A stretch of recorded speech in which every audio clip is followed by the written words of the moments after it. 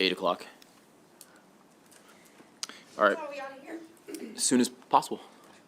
Yeah, we've got 10 bills, 2 consents, and we'll start off with, we're going to do, Josh, let's do your top 3 first. So Josh with House Bill 193.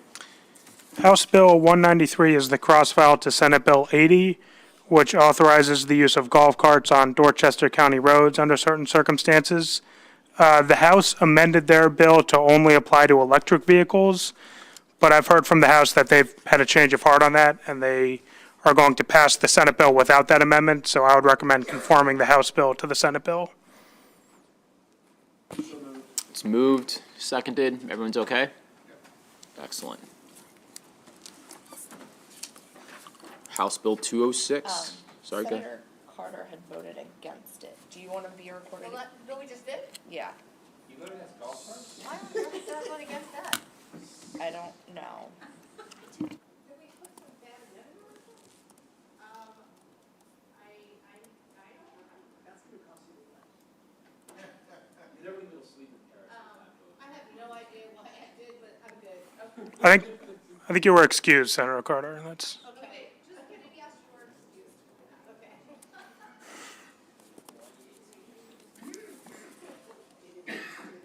All right, we're going to go to House Bill 206. House Bill 206 is the cross-file to Senate Bill 465, which repeals a catch-all prohibition on doing any act forbidden by or failing to do any act required by Title 16 of the Transportation Article, which governs driver's licenses.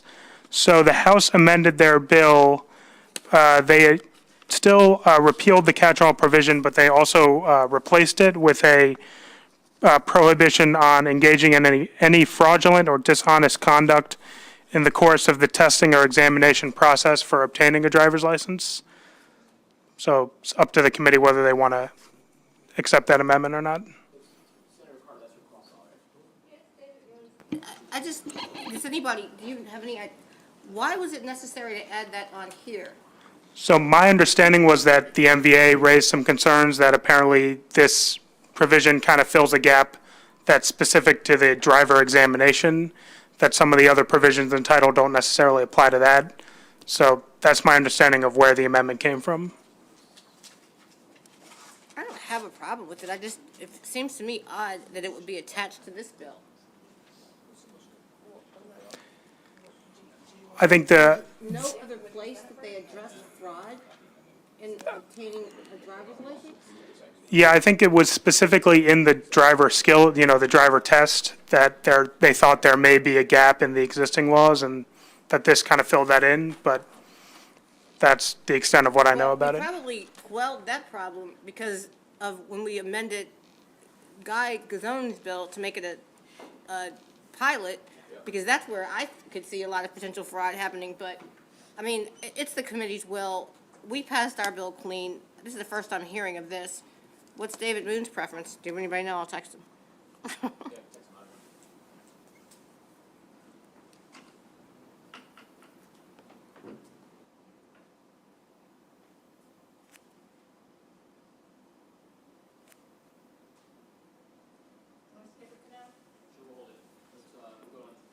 House Bill 434.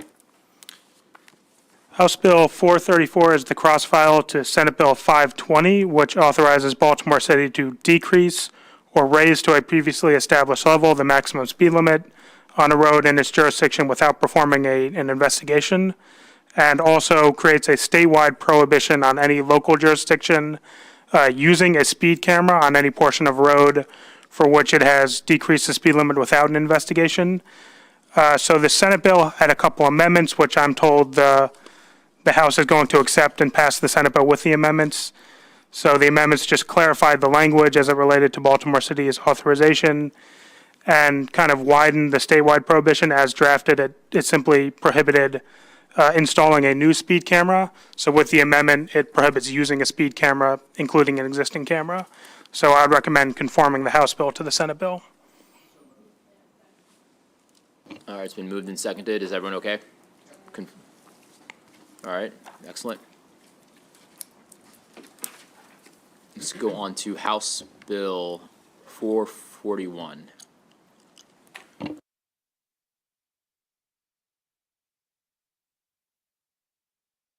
sorry, we'll hold that one. I'm checking with the chair to see what they're doing over there. Let's go to, Josh, let's go to House Bill 870.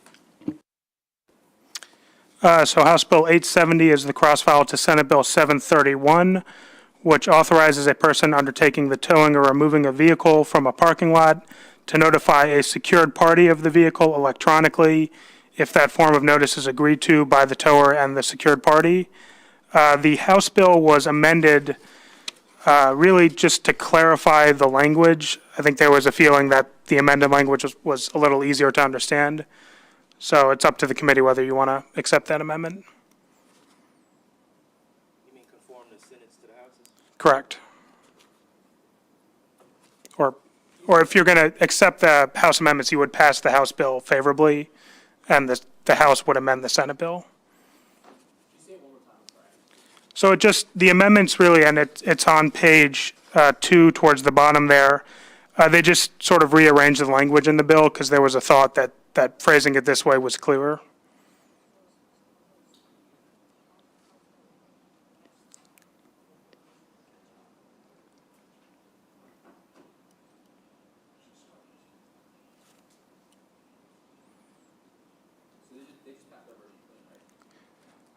No, the House bill was amended. The Senate bill is currently in the House. So if you want to accept the House amendments, I would pass the House bill favorable without amendments, and then let the House amend the Senate bill. It's pretty much the same bill, doesn't matter.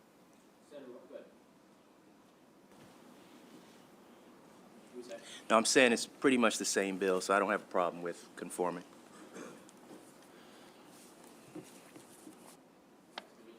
Just need for a favorable without the House version. It's been seconded. Is everyone okay? All right.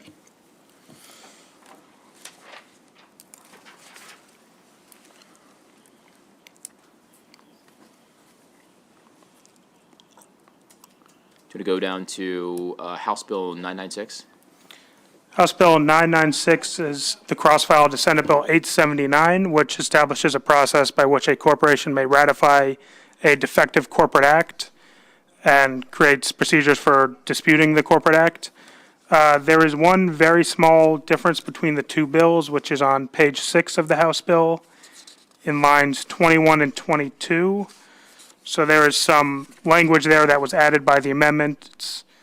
Specifically, and stockholder action is not required as of the date of ratification. So this language was not added to the Senate bill when it passed out of here. It's really just clarifying language, and I've spoken to counsel over in the House, and they plan to amend that on to the Senate bill. So I would recommend just moving favorable on the House bill.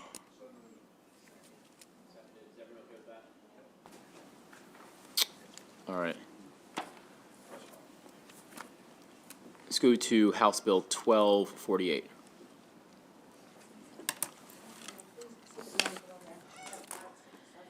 So House Bill 1248 is the cross-file to Senate Bill 820, which passed the Senate unanimously.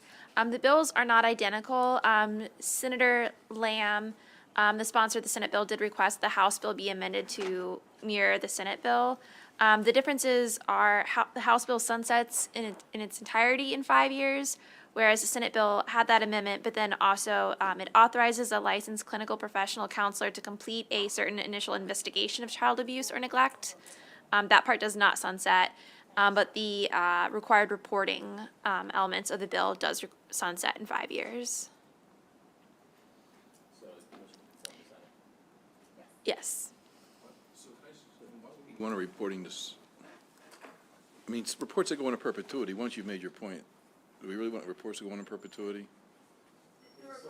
In 5 years. Under either one, I'm sorry, I thought you said Yes. that there, So the House bill only sunsets the bill in 5 years. The Senate bill, it altered the reports. So it made the reports more expansive, and it also sunsets them in 5 years. The only part that's not sunsetting in 5 years is the part about the clinical professional counselor. all right, I don't care whatever you want to do. Seconded. Is everyone okay? Can I ask a question? Sure. Do we typically do a bill that in effect is responsible for doing an after-action report on something that failed in an internal process of an agency. I mean, it just seems like the House version of this bill is just something good management would pick up. I mean, why legislatively would we have to basically tell them to do an after-action report? Why was something not filed on time? And I'm sure the answer is in the state, I mean, we could do anything we want, but specifically. I mean, speak to one part of this. So Senator Lamb is chair, the Senate chair of the Joint Audit and Evaluation Committee, and this is in response to a bunch of action that the department has not been particularly adept at, so that's why he's Okay. doing this. All right, thank you.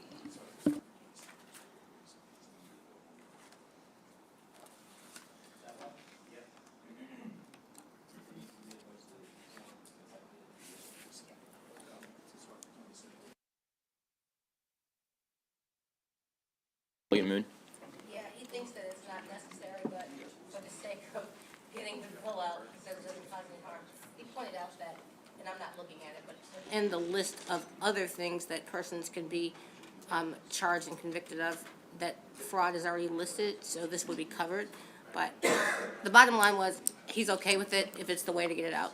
And my crossfile of his is an ENT, and so we're thinking since they did this, they'll probably keep it, so, your will. But I mean, it doesn't cause any harm, it just seems unnecessary. Okay, so then ENT would just conform to what we did in the Senate, right? Or just, they would just keep the Senate version clean, and then we would, basically, the motion here would be to conform to the Senate? If you want to reject what the House did. Okay, Well, he's saying He said don't he reject wants- it. Right. Okay, so just the keep it. motion's favorable. okay. So can we just get a refresher, House Bill 206? Yeah, House Bill 206, the bills as drafted repealed a catch-all prohibition which prohibited a person doing any act forbidden by or failing to do any act required by Title 16, which governs driver's licenses. So the House amended their version to also repeal the prohibition, but also replace it with a prohibition on engaging in any fraudulent or dishonest conduct in the testing or examination process for a driver's license or permit. So it's up to the committee whether they want to have that replaced or just go with the full-out repeal. MVA was probably pushing for that because there's no other prohibition for cheating on a driver's license examination? That's their interpretation of the title, yeah. Okay, so then it makes sense to me that we would take what the House did. I mean, you shouldn't be able to just cheat at will on a driver's license examination. There'll be some repercussions for that, so. The motion would be to just. Favorable then. Seconded, everyone's okay? Great. The last two are consent. All right, the last two Senate bill, or House Bill 581 and 692 are both consent, but let's go with, Jamie, can you just refresh our memory of what House Bill 581 does? So House Bill 581, just like its Senate cross-file, which is Senate Bill 446, with certain exceptions, prohibits the disclosure of the contents of any written or oral communication regarding a peer support counseling session by a peer support specialist or peer support participant. This is the fire, rescue, and emergency services entities' peer support programs. The House version adopted the same amendment that the Senate version had, which provided that BHA, in consultation with MEMS, would need to develop a report on best practices and professional standards for a peer support counseling program as specified under the bill. So it would just be a favorable, they're identical. Yes, but let me just double check. Yeah, it was on the consent list. Okay, so motions for favorable. Second. Everyone's okay? Excellent, okay. Heather, last bill today, House Bill 692. This bill is a local bill. It would prohibit the Carroll County State's Attorney from engaging in the private practice of law while serving as State's Attorney. The majority of counties already state this. Oh, this is, Carol, we should move this one. We It's- just wanna get these locals passed. So motions for favorable, seconded. Everyone's okay? Yes. Excellent. All right, that's it for today. See you all at 8 o'clock. Fighting your